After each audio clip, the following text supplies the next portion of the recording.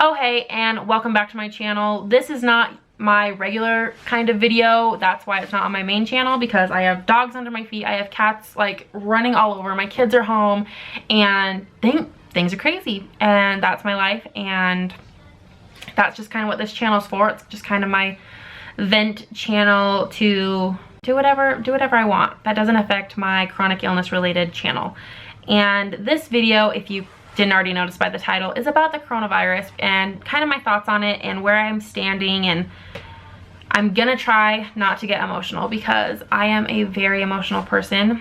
When this all started, I was kind of just like, whatever, just another thing. You know, I didn't really care. You know, things were spreading and getting a little bit more serious, and you know, people were kind of taking it serious, and some people were starting to like buy all the toilet paper. I don't get the whole toilet paper thing, but they were buying toilet paper. And so then I was like, oh, okay. And like, I understood and I was being educated about everything going on everywhere else, but it never really hit home until it hit home. Until it hit Idaho for the first time, I kind of just was like, oh, okay, I guess we're doing this. And then it gradually got worse, and then people were canceling their concerts, and then people were rescheduling their events. And in the gluten-free world where I work, a lot of things got canceled and rescheduled, which is a big deal because I work at home, I work for myself. And so when that happened, it kind of was like a punch to the gut a little bit, just because you thrive on these events and like you look forward to these events for work purposes. And so when two of the big ones that I was going to go to was rescheduled, it kind of put a damper on me and my anxiety. And I was just like, well, now what? Now frickin' what? And you know, I kind of got over myself, and you know, it could be worse. You know, I can still do my thing from home.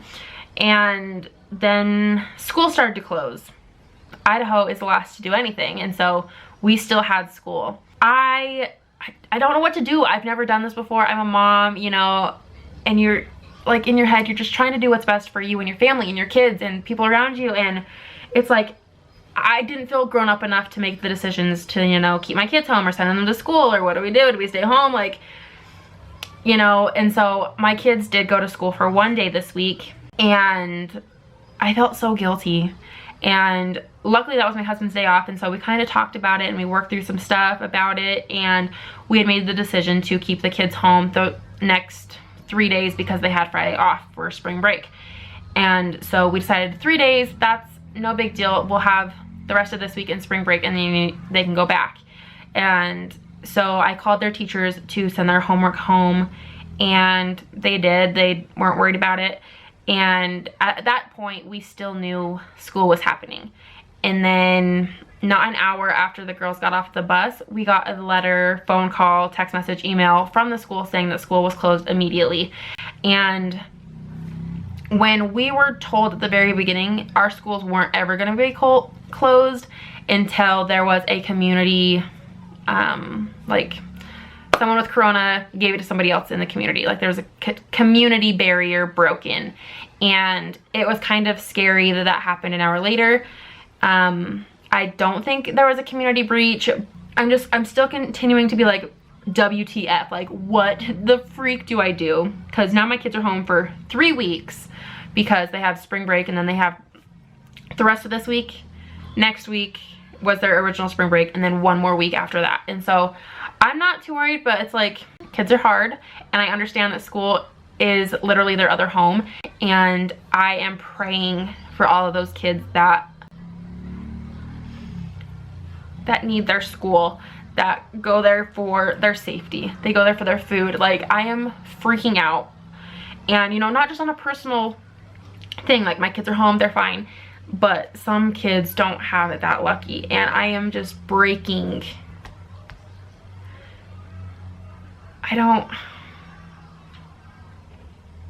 It's scary. We don't know what's gonna happen.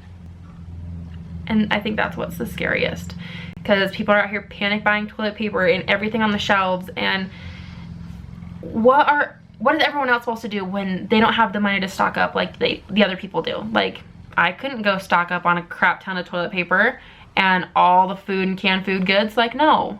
We're a 1.5 income family, and you know, life isn't easy. We just lost my father-in-law, and we just bought a house. You know,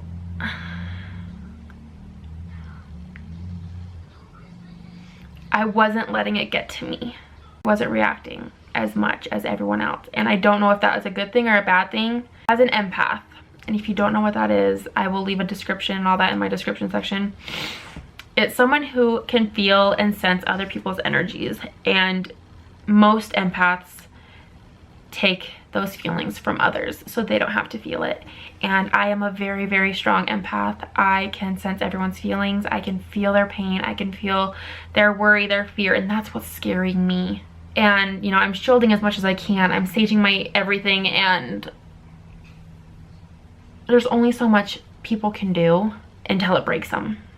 And I'm trying really, really hard not to break, because I can just see so many people hurting. So sometimes it's just, it's beneficial for me to just get this out. If this ends up on YouTube, I guess it ends up on YouTube, but my therapist says I should talk about things and let it out when I'm feeling them. And so I decided to turn it on and talk to myself and see if that made me feel better. And surprisingly, it did. I'm just scared of the unknown, because no one knows. There's so many conspiracy theorists. Is this a hoax? Is this a political thing? You know, is this a way for them to take over and control what we buy? And surprisingly enough, that yeah, right now it is. They're definitely in control of what we're buying. Just know that I am praying for you. I'm sending love and light to you. That no matter what this predicament has done to you, yourself, your family, your finances, you know, you are in my thoughts, because this is hard.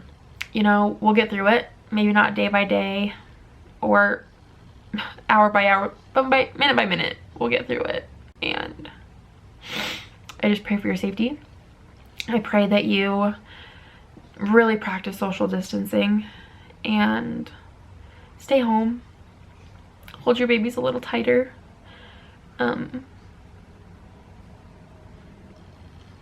Yeah, that's what I have for you guys today. Yeah, I will see you guys next time.